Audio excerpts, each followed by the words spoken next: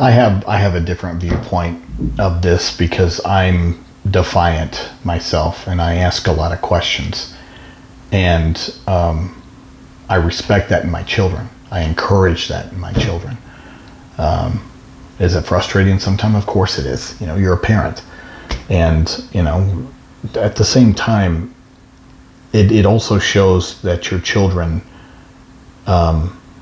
especially your daughter, that she's alive and well, and that she is herself, and that I just wouldn't.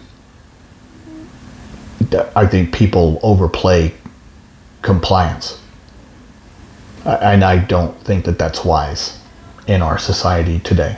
I mean, this is like, and I'm going to get on my societal soapbox for a second, but that's the reason people are flocking to the U.S.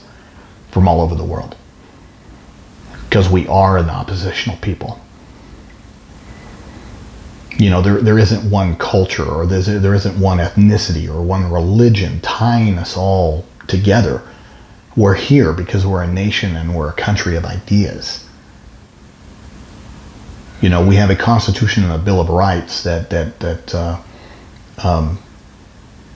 espouse and encourage the concepts of natural law, and that we're all born free, and we're all born to be our own individual, and we're protected in those activities, or should be.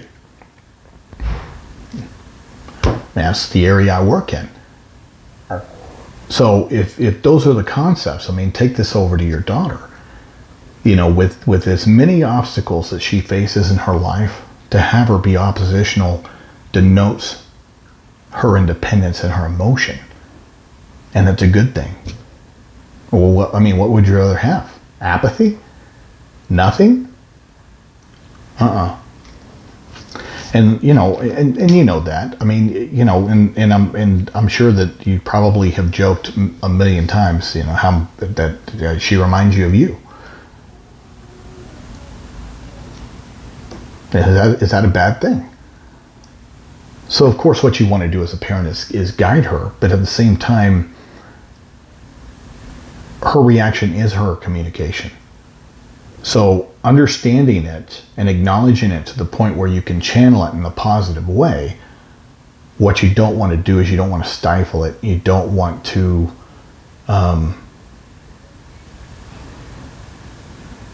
you don't want her to take a defeatist attitude that she's not being heard, or she's not allowed to be heard. And then identifying mechanism to increase a manner of communication that would be conducive and positive. That I'm not necessarily, okay, so should you be offended by what this person told you? All you would be doing is giving somebody else your piece by being offended. And guys, this is the other thing. Too many people out there in our society are so quick to jump on the offense bandwagon. I'm offended. Oh, that offended me. That person offended me. So what? There's no law out there against you being offended. All right? We live in the United States. All right? It's not illegal. We have a First Amendment right to free speech. Everybody does, including the stuff that offends you. And part of the problem that we have in our society nowadays is that, everybody wants to criminalize what they don't like to hear. And sorry, that's just not how this place is set up. And I don't want it to go that direction.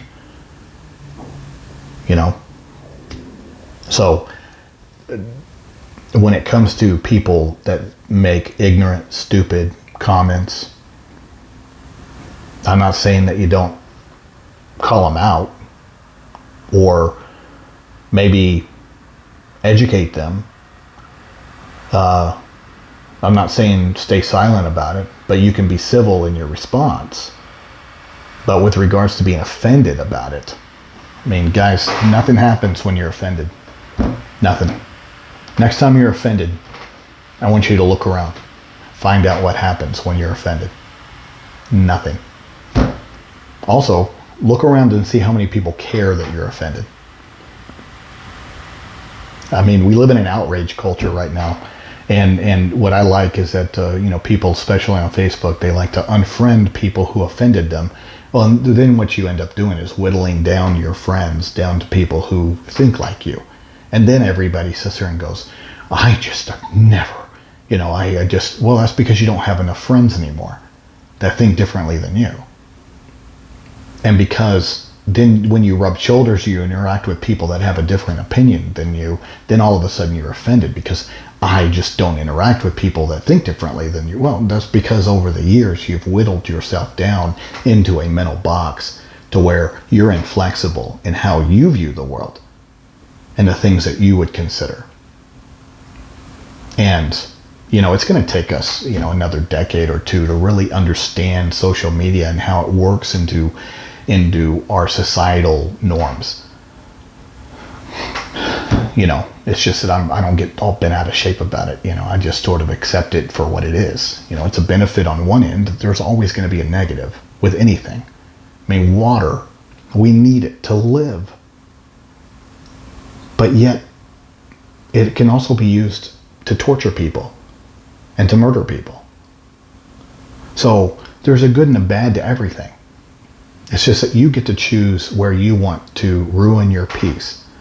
And if you want to ruin your peace by every little thing somebody says, or because somebody disagrees with you, or somebody says an off, a comment, an ignorant comment, a stupid comment,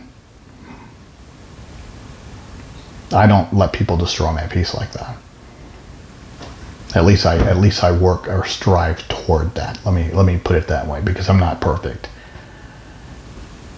But to sit there and hand over my peace to somebody because they say something stupid, and believe me, I run into that anytime we're out with my daughter, because she acts autistic, and she acts like my kid, and she is half my wife and half me, and we acknowledge that and we encourage it.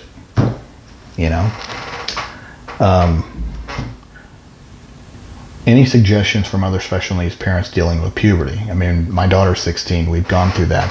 And with regards to hormones, we've gone through that.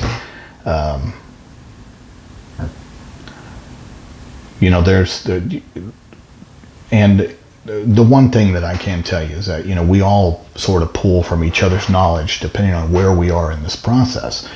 So when our daughter hit puberty and started her menstrual cycle and those kind of things that, you sit there and you don't think about when she's 3. But then, when you have, what do you do at those points? So at that point, I'm leaving that up to everybody's input that have gone through that or are at that point.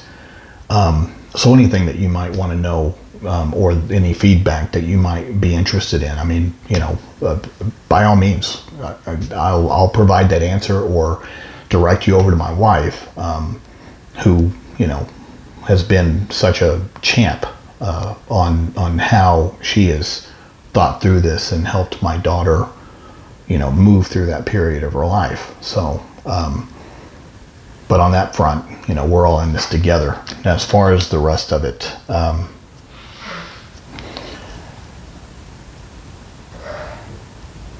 on your school-based stuff, I think that what you need to do is just making sure that they're not being punitive on what they are interpreting as defiant. Okay? I just would not allow that to happen. And I just wouldn't. That's where I would, and if you want to know what I would recommend, by all means. But you would need a good functional behavior assessment, behavior plan, because those are mechanisms that you can put into place to protect your daughter from punitive reactions, ignorant reactions to your daughter's attempts to communicate. And I don't know of a neurotypical teenage girl that isn't mouthy or defiant. So I would peck her. I would assume competence, and I would assume that your daughter's just acting normal. And I wouldn't punish her for it. But great question and great perspective and a willingness to take these things into consideration instead of reacting. All right. But, this is a great group, and you're going to have plenty of parents that are going to be able to provide you some insight.